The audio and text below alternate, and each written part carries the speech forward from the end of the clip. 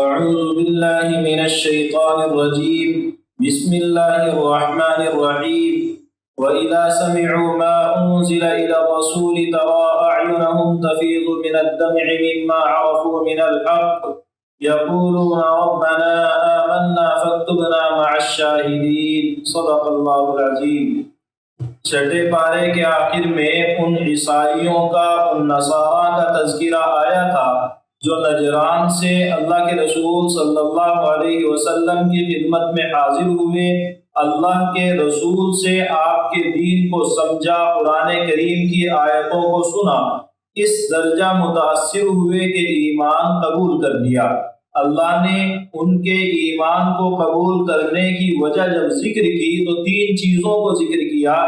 ایک، ان کے پاس صحیح علم تھا جس پر وہ عمل کرنا چاہتے تھے۔ دوسرے، وہ لوگ دنیا سے بیزار تھے، دنیا کے حریص نہیں تھے۔ اور تیسرے، ان کے دل و دماغ کے اندر تکبر نہیں تھا۔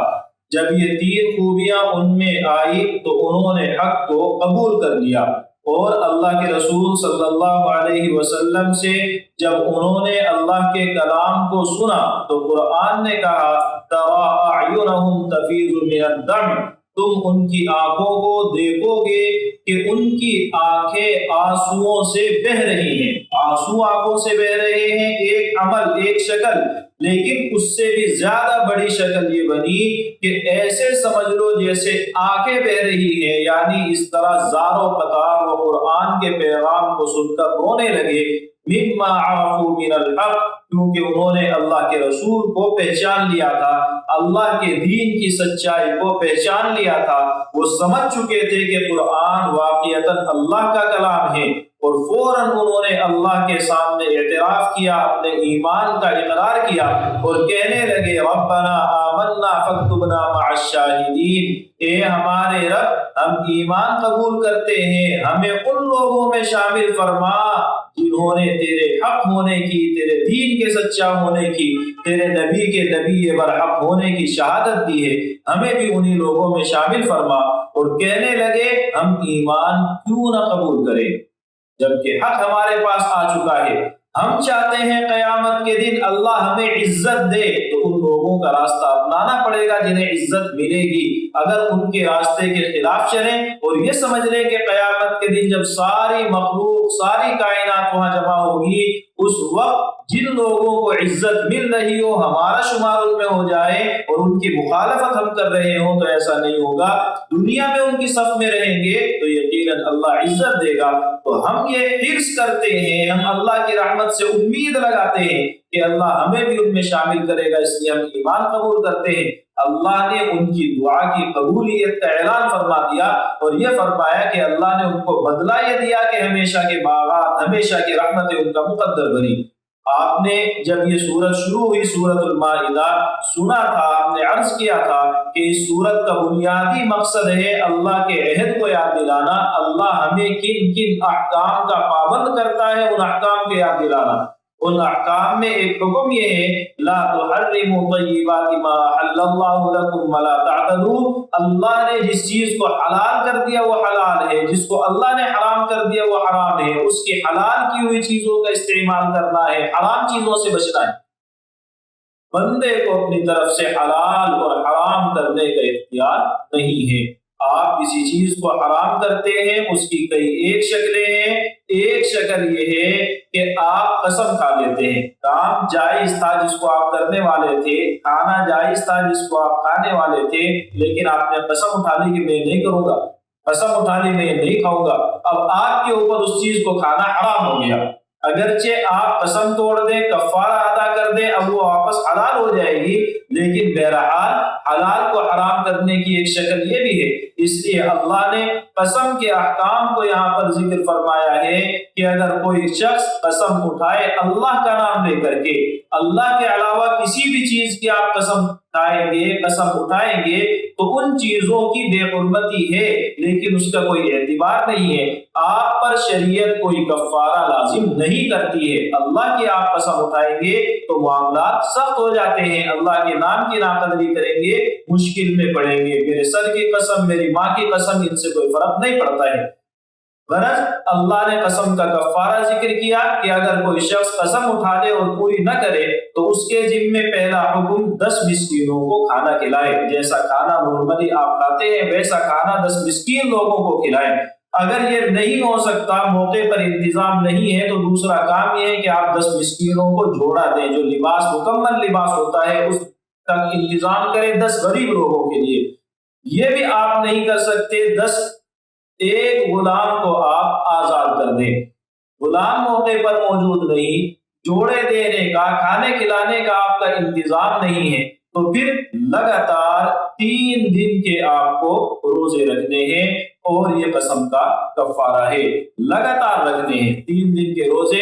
اگر درمیان میں چھوٹ جائے گا تو پھر واپس آپ کو لگاتار ہی 3 دن کے روزے رکھنے ہیں۔ یا ایھا الذین آمنوا انما الخمر والمیسر والانصاب والازلام، یہ وہ گناہ ہیں، بنیادی گناہ ہیں جو معاشرے کی جڑوں کو کھوکھلا کر دیتے ہیں۔ ایک کسی معاشرے کے اندر شراب نوشی پھیل جائے، لوگ شراب کے اندر جا پڑے، دوسرے جوا اور قمار، یہ بھی انتہائی بدترین عمل ہے، سٹے بازی جس کو آپ کہتے ہیں۔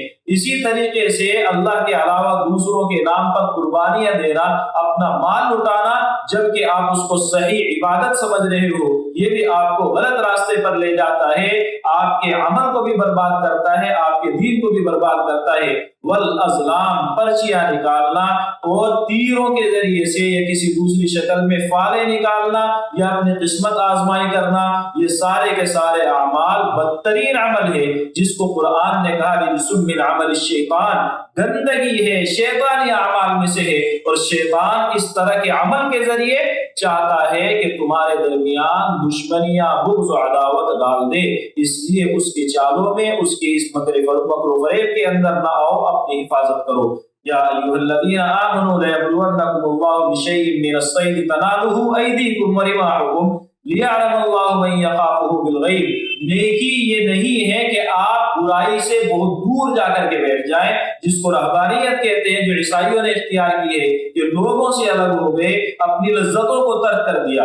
مزہ نیکی کا تب ہے جب آپ مشکلات میں ہو، آزمائشوں میں ہو، اور اپنے آپ کو بچا لیں۔ حلال حرام دونوں آپ کے سامنے ہیں، آپ حرام سے بچ جائیں، صرف حلال پر اپنا ہاتھ ڈالیں، یہ کمال درجے کا تقویٰ ہے۔ تو اللہ نے فرمایا کہ اللہ آزمائشوں میں ڈالے گا، گناہ کے مواقع سامنے سے چل چل کر کے آئیں گے، اللہ دیکھے گا کہ تم ان مواقع سے اپنے آپ کو بچاتے ہو یا اس گناہ کے اندر جا پڑتے ہو۔ اللہ نے فرمایا احل لکم صید البحر وطعامہ متاعا لکم وللسیارہ، جو شکار حلال ہے اس کو اللہ نے ذکر کیا ہے، جو شکار حرام ہے اس کو ذکر کیا تاکہ بندہ حلال کا استعمال کرے، حرام سے بچے۔ جعل اللہ الکعبۃ البیت الحرام، اللہ نے جن چیزوں کو اپنے دین کا شعار بنایا، دین کی پہچان بنایا کہ ان کو دیکھ کر خدا یاد آ جائے، خدا کا دین یاد آ جائے، ان چیزوں کا احترام کرنا ضروری ہے۔ آپ بے حرمتی کریں گے، اپنے دین کو خطرے میں ڈالیں گے۔ یا ایھا الذین آمنوا لا تسألوا عن اشیاء، ایسے سوالات نہ کیا کرو جن کا کوئی فائدہ نہیں ہے، بے تکے سوالات میں لگے ہو۔ عملی زندگی سے، آپ کے عقیدے سے جن چیزوں کا تعلق ہے، آپ ان چیزوں کے بارے میں سوالات کیا کرو۔ مزید تحقیق چاہتے ہیں تو باقاعدہ علم حاصل کرو، کتابیں پڑھو۔ اللہ نے فرمایا یا ایھا الذین آمنوا علیکم انفسکم لا یضرکم من ضل اذا اہتدیتم، آپ نیکی کی ٹھان لیں، آپ برائی سے دور رہنے کی طے کر لیں کہ میں نہیں آؤں گا برائی کے قریب، اللہ آپ کی مدد کرے گا۔ آس پاس کا ماحول، معاشرے کا بگاڑ آپ کو متاثر نہیں کر سکتا۔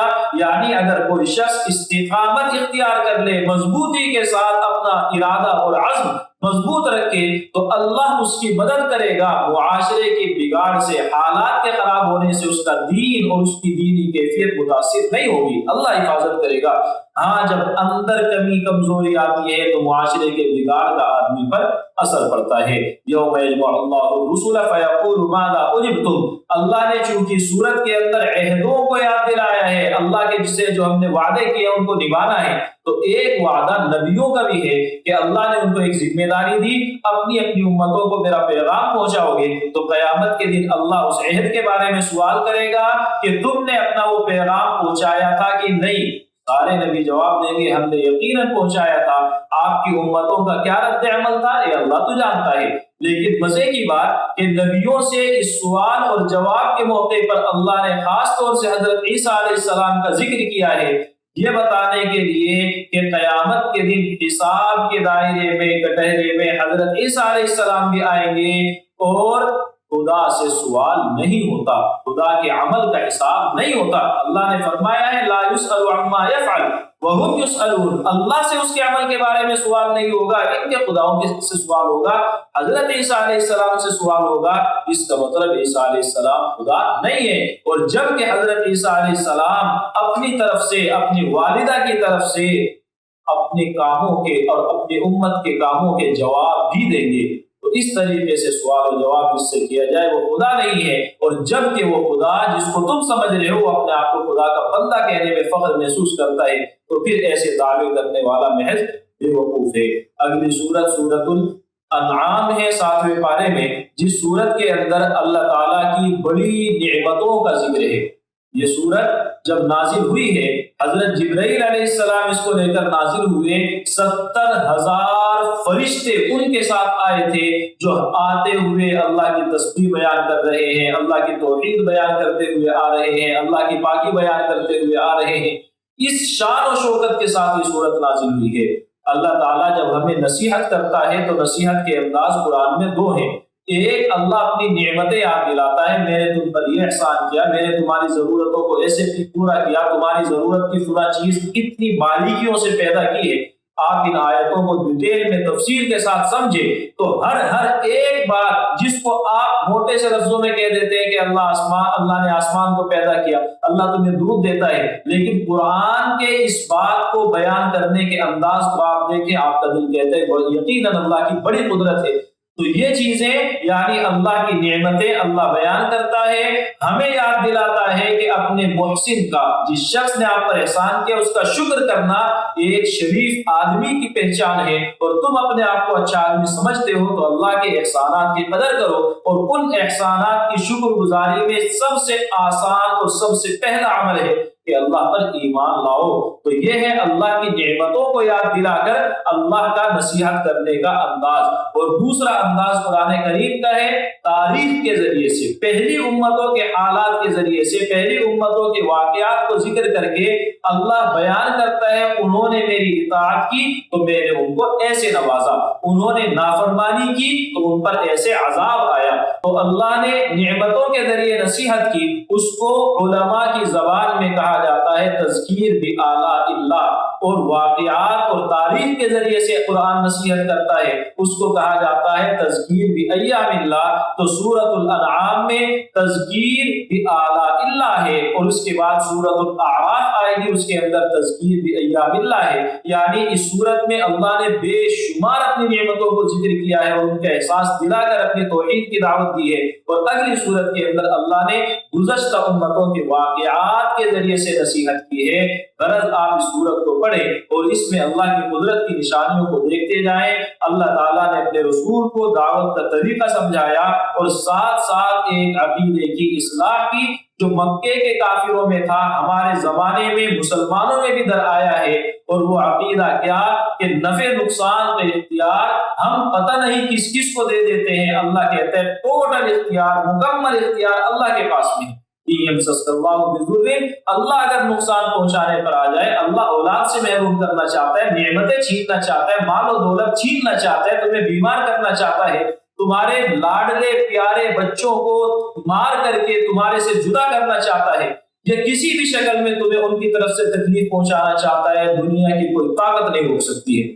اور اللہ تمہیں اولاد دینا چاہتا ہے، اولاد کو فرما بردار بنانا چاہتا ہے، اللہ تمہیں اپنی نعمت مال کی شکل میں دینا چاہتا ہے، زندگی کا راحت اور سکون دینا چاہتا ہے، اللہ چاہتا ہے تو کوئی روک نہیں سکتا ہے۔ تو نعمت جب ادھر سے آئے گی کوئی نہیں روکے گا، اور نعمت جب وہ لے لے گا کوئی نہیں روکے گا، یعنی دے گا بھی وہ لے گا بھی وہ۔ تو پھر ہم کیوں نہ صرف اس کی خوشامد کریں، کیوں نہ ہم صرف اس سے فریاد کریں، کیوں نہ ہم اپنی ضرورتیں صرف اس کے سامنے رکھیں۔ اس کو کسی سفارشی کی ضرورت نہیں ہوتی اپنے بندے کو نوازنے میں، بندہ صحیح معنی میں اللہ سے تعلق بنا لے، اللہ بہت نوازتا ہے۔ تو کیوں نہ ہم اپنا معاملہ اللہ سے حل کریں۔ کرے۔ اللہ کے رسول ہمارے سفارشی ہیں دو معنی میں کہ قیامت کے دن جب عمل کے راستے بند ہیں اللہ کے رسول سفارش کریں گے، کام آئیں گے۔ اللہ کے رسول ہمیں یہ پیغام دے کر کے گئے ہیں، اللہ سے تعلق قائم کر کے گئے ہیں، تو اللہ کے رسول واسطہ اس معنی کرے۔ لیکن مجھے اپنی ضرورت اللہ سے مانگنی ہے، کسی واسطے کی ضرورت آپ کو نہیں پڑتی ہے، آپ اللہ سے مانگے، یقیناً اللہ تعالیٰ نوازتا ہے۔ اللہ نے فرمایا وَلَقَدْ كُذِّبَتْ رُسُلٌ مِّن قَبْلِكَ، اے نبی آپ سے پہلے رسولوں کی بھی تکذیب ہوئی ہے، انہوں نے بھی صبر کیا ہے، آپ بھی صبر کریں۔ حالات کا رخ موڑنا کب ہے، کیسے ہے، یہ اللہ کا کام ہے، اور اللہ اس کا صحیح وقت پر بہترین انتظام کرنے والا ہے۔ وَلَقَدْ أَرْسَلْنَا إِلَىٰ أُمَمٍ مِّن قَبْلِكَ فَأَخَذْنَاهُم بِالْبَأْسَاءِ وَالضَّرَّاءِ لَعَلَّهُمْ يَتَضَرَّعُونَ۔ اللہ نے نافرمانوں کے ساتھ کیسے نپٹنا ہوتا ہے اس کا اصول ذکر فرمایا۔ اللہ جب دیکھتا ہے کہ ایک بندہ میرے سے دور ہو رہا ہے، دن بدن نافرمانیاں بڑھتی جا رہی ہے، اللہ مشکلات میں گھیرتا ہے، حالات میں گھیرتا ہے۔ کبھی عورتیں اپنی بیوی اپنے بچے تکلیف پہنچاتے ہیں، گھر کے لوگ تکلیف پہنچاتے ہیں، رشتہ دار تکلیف پہنچاتے ہیں، کبھی اللہ مالی تنگی کے اندر گھیرتا ہے، کبھی پڑوسی پریشان کرتے ہیں، کبھی ملنے جلنے والے پریشان کرتے ہیں۔ غرض حالات کو تنگ کرتا ہے اللہ، تاکہ آپ تنگ آ کر کے اللہ سے فریاد کرو، اللہ سے اپنے تعلق کو مضبوط کرو۔ لیکن جب ایک زمانہ گزر جائے فلولا اذ جاءهم بأسنا تضرعوا، بندے کے دل میں ذرہ برابر گریہ و زاری عاجزی پیدا ہی نہیں ہو رہی ہے، اللہ کی طرف توجہ جا ہی نہیں رہی ہے، تو اب اللہ کیا کرتا ہے، جب ان کے دل سخت ہو گئے، شیطان نے ان کے اعمال کو مزین کر دیا اور سختیوں سے یہ نہیں ڈر رہے ہیں، تو اللہ نعمتیں دیتا ہے، خوب نوازتا ہے، دنیا کو اس کے اوپر وسیع کر دیتا ہے۔ فتحنا علیہم ابواب کل شیء، ہر قسم کی نعمتیں اس کو میسر ہوتی ہیں۔ اب اللہ کہتا ہے کہ اب نعمتیں مل گئی، اب تو آ جا۔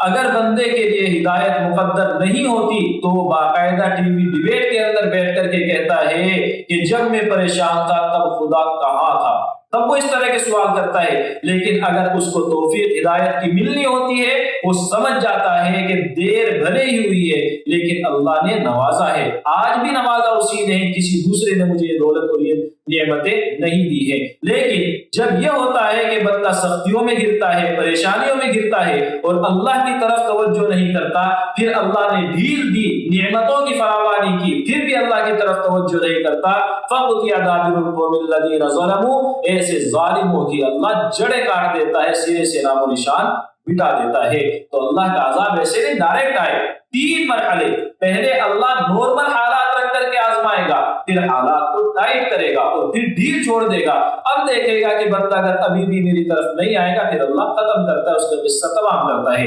وَأَنذِرْ بِهِ الَّذِينَ يَخَافُونَ أَن يُحْشَرُوا إِلَىٰ رَبِّهِمْ، اے نبی ان لوگوں کو آخرت کا احساس دلائیں، انہیں یاد دلائیں کہ تمہیں ایک دن اللہ کے سامنے جانا ہے اور اس دن تمہارے اعمال کا حساب ہوگا۔ وَلَا تَطْرُدِ الَّذِينَ يَدْعُونَ رَبَّهُمْ بِالْغَدَاةِ وَالْعَشِيِّ يُرِيدُونَ وَجْهَهُ، آپ اگر دین سے تعلق رکھتے ہیں، چاہے آپ عالم ہیں، اللہ والے ہیں، لوگ آپ کو نیک بندہ سمجھتے ہیں، آپ کے یہاں کسی بھی شخص کی عزت کا معیار اس کا تقویٰ ہو، اس کا خدا سے تعلق ہونا چاہیے کہ مال اور اس کی جائیداد اور اس کے رعب اور اس کے عہدوں کی وجہ سے آپ اس کو عزت دیں، اور اللہ کے نیک بندوں کو آپ عزت نہ دیں اس کے آنے پر، یہ آپ کی شان کے لائق نہیں ہے۔ وَإِذَا رَأَيْتَ الَّذِينَ يَخُوضُونَ فِي آيَاتِنَا، اگر بندہ کسی ایسی مجلس میں بیٹھا ہو جہاں دین کا مذاق اڑایا جائے، اللہ کے احکام کی ناقدری کی جائے، تو ہر شخص کی ذمہ داری ہے، ایک مرد مومن کی ذمہ داری ہے کہ اس مجلس کو چھوڑ دے، وہاں سے فوراً اٹھ جائے۔ دھیان نہیں دیا، بیٹھا تھا کافی دیر سے اور باتیں ہوتی رہی، جب دھیان آئے تب اٹھ کر کے چلا جائے، لیکن احساس ہے، معلوم بھی ہے کہ غلط ہو رہا ہے، وہی بیٹھا رہتا ہے، اللہ اس کو بھی ان ظالموں کی فہرست میں شامل کر دے گا۔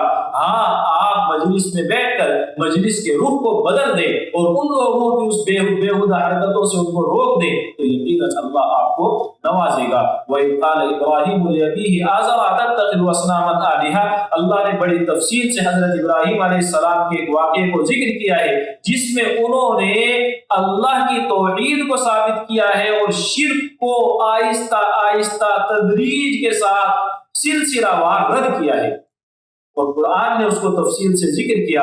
اللہ نے فرمایا کہ چونکہ ان کی قوم ستاروں کی پوجا کرتی تھی، تو حضرت ابراہیم علیہ السلام میں بیٹھے اور بیٹھ کر کے کہنے لگے تو یہاں خدا تو یہ ہے، میں اس کو مان لیتا ہوں، یہ ہے کہ سامنے والے کی بات کے قریب آپ آئے، اس کے بعد جب وہ ستارہ ڈوب گیا، چھپ گیا، تو کہنے لگے کہ جو خدا اپنا وجود نہ بچا سکے، خود غروب ہو جائے، خود غائب ہو جائے، وہ کیسے خدا ہے؟ یقیناً یہ خدا کے خدائی کے لائق نہیں ہے۔ پھر ایک دن کہنے لگے کہ چاند ہائی اس سے کچھ بڑا ہے اور اس کے اندر کچھ خوبی نظر آتی ہے، میں اس کو خدا مانتا ہوں، لیکن کچھ وقت کے بعد چاند بھی غائب ہوتا ہے۔ تو پھر کہنے لگے کہ یہ بھی اپنا وجود برقرار نہیں رکھ پا رہا ہے، تو یہ کیسا خدا ہے؟ پھر ایک دن کہا کہ ہاں، جس سورج کی تم پوجا کرتے ہو اس کا وجود بھی بڑا ہے، اس کے اندر گرمی بھی سخت ہے، تو اس کی حالت کو دیکھ کر کے لگتا ہے کہ ہاں یہ خدا ہونا چاہیے۔ لیکن جب اس کو بھی دیکھا کہ وہ بھی غروب ہو گیا، تو کہنے لگے کہ یہ کیسے خدا تم بناتے ہو جو اپنا وجود برقرار نہیں رکھ پاتے؟ کہنے لگے کہ جن کو بھی تم اللہ کے ساتھ شریک ٹھہراتے ہو، میں ان سب سے بیزار ہوں، مجھے ان میں سے کسی کی بھی پرواہ نہیں ہے، آج کے بعد میرا رخ سیدھا ایک اللہ کی طرف ہے۔ اس کے ساتھ اللہ تعالیٰ نے 18 انبیاء کا تذکرہ کیا ہے کہ یہ سب کے سب حضرت ابراہیم علیہ السلام کی طرح توحید کے قائل تھے، توحید کے داعی تھے۔ اور آج بھی اگر کوئی بندہ خالص ایمان لے کر کے آئے گا تو اس کو اللہ قبول کرے گا، اور جس نے ایمان کے ساتھ شرک کو شامل کر دیا اللہ اس کو رد کر دے گا۔ الذین آمنوا ولم یلبسوا ایمانهم بظلم، شرک اگر شامل ہو جاتا ہے ایمان کے ساتھ اس کا کوئی اعتبار نہیں ہے، وہ شرک جس شکل میں بھی ہو، اگر حقیقت میں وہ شریعت کی نظر میں شرک ہے تو اللہ کے یہاں ایسے ایمان کا کوئی اعتبار نہیں ہے۔ یہاں تک کہ اگر نبی بھی شرک کرے، اتنا بدترین جرم ہے شرک، نبوت کا عہدہ اس کو حاصل ہے، اللہ کے سب سے مقرب بندوں میں شامل ہے، لیکن غلطی سے ایک دفعہ شرک ہو گیا، نبوت بھی باطل، ساری دعوتوں کی محنت بھی باطل۔ اللہ کو کوئی پرواہ نہیں ہے ایسے شخص کی جو شرک کرتا ہو، چاہے وہ نبی کیوں نہ ہو۔ حالانکہ یہ حقیقت ہے کہ کوئی نبی شرک نہیں کرے گا، اللہ ان کی حفاظت فرماتا ہے۔ اللہ تعالیٰ نے اپنی نعمتوں کو ذکر فرمایا ہے، ان اللہ خالق الحب والنوى، یہاں سے لے کر تقریباً پارے کے آخر تک بے شمار بڑی اہم اور بڑی بڑی نعمتیں اللہ نے ذکر فرمائی کہ اللہ کیسے ایک گٹھلی سے، ایک بیج سے ایک پودا اگاتا ہے، اس پودے کے اندر پھل آتے ہیں، ان سے واپس وہ بیج اور گٹھلی نکل جاتی ہے۔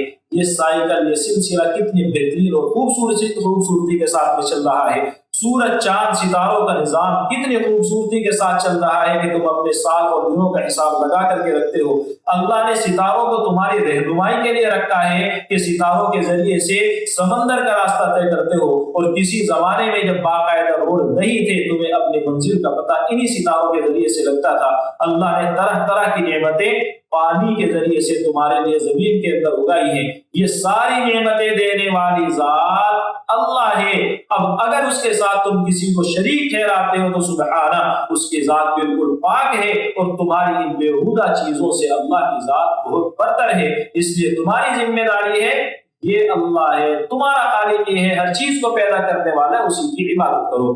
آخر میں اللہ تعالیٰ نے ایک اہم ہدایت دی ہے، وہ لوگ جو اللہ کو رب نہیں مانتے، اپنے لیے بہت سے رب بنا کر کے بیٹھے ہیں، ان رب کی، ان خداؤں کی حقیقت سب کے سامنے کھلی ہوئی ہے۔ تم اپنی زبان سے ان کو اگر برا بھلا کہو گے تو وہ لوگ بدلے میں اللہ کو برا بھلا کہیں گے۔ اس لیے تم کسی بھی قوم کے، کسی بھی مذہب کے ماننے والے لوگوں کے خداؤں کو برا نہ کہا کرو۔ کیوں؟ اس لیے کہ بدلے میں خدا کو برا کہا جائے گا، اور اللہ کی شان اتنی بلند ہے کہ آپ انجانے میں بھی اس کی گستاخی کا ذریعہ بنے، یہ آپ لوگوں کے لائق نہیں ہے۔ جیسے ایک موقع پر اللہ کے رسول نے فرمایا تھا، کوئی شخص اپنے والدین کو، اپنے ماں باپ کو گالی نہ دے۔ صحابہ نے عرض کیا، یا رسول اللہ یہ کیسے ہوتا ہے؟ آپ نے فرمایا، تم دوسروں کے ماں باپ کو گالی دو گے، وہ بھی بدلے میں تمہارے ماں باپ کو گالی دے گا۔ تو ہم اللہ کی شان میں گستاخی نہ خود سے کر سکتے ہیں، نہ اس کا سبب بن سکتے ہیں۔ اس لیے ہم کسی بھی قوم کے، کسی بھی مذہب کے رہنماؤں کی